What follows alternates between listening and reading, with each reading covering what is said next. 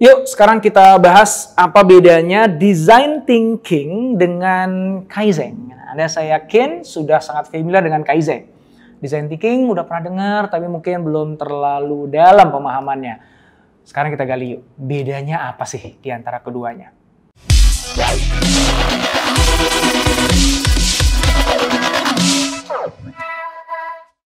Dengan design thinking menjadi semakin mainstream, banyak perusahaan yang tidak hanya mengadopsi design thinking sebagai proses inovasi, tetapi juga mengadopsi nilai-nilai design thinking untuk membentuk budaya inovasi yang baru di perusahaannya. Namun ternyata pengadopsian nilai-nilai seperti itu tuh nggak mudah ya dilakukan ya oleh semua perusahaan ya, karena memang belum tentu cocok gitu dengan nilai-nilai yang sudah kadung tertanam di perusahaan itu. Contohnya misalnya perusahaan Jepang. Ya banyak perusahaan Jepang yang budaya kerjanya sudah lama terbentuk oleh nilai-nilai Kaizen. Sehingga nggak mudah untuk mereka mengadopsi nilai-nilai design thinking begitu aja. Bukan berarti nilai-nilai design thinking itu berlawanan loh ya dengan nilai-nilai Kaizen ya. Hanya saja emang beda sih gitu.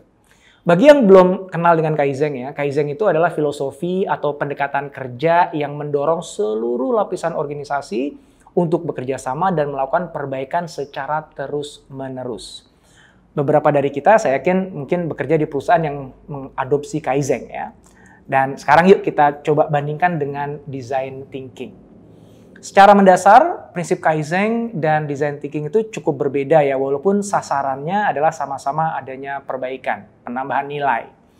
Kaizen fokus terhadap melakukan perbaikan secara terus-menerus, namun perbaikan itu perbaikan yang relatif kecil dan incremental.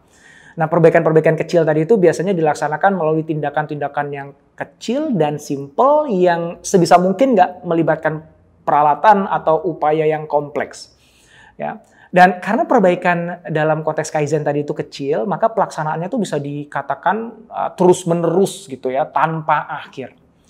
Nah, di sisi lain, design thinking itu menyasar pada perbaikan yang besar dan dramatis bahkan.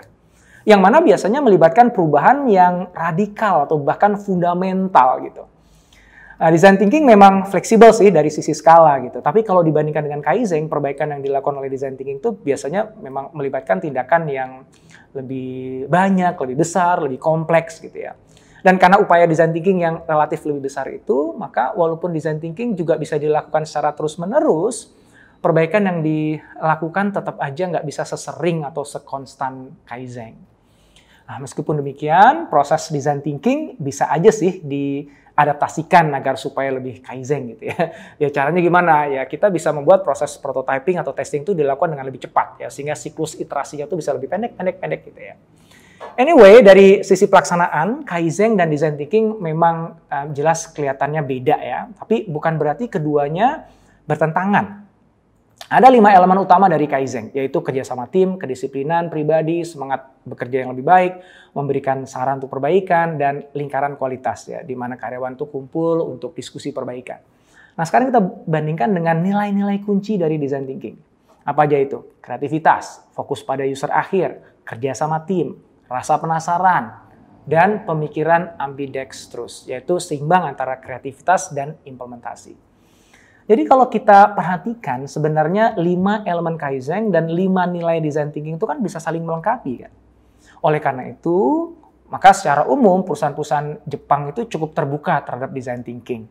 Dan sebagian bahkan sudah perlahan-lahan mulai mengadopsi beberapa nilai dan praktek design thinking untuk membuat perbaikan Kaizen mereka jadi lebih kreatif dan terfokus pada customer.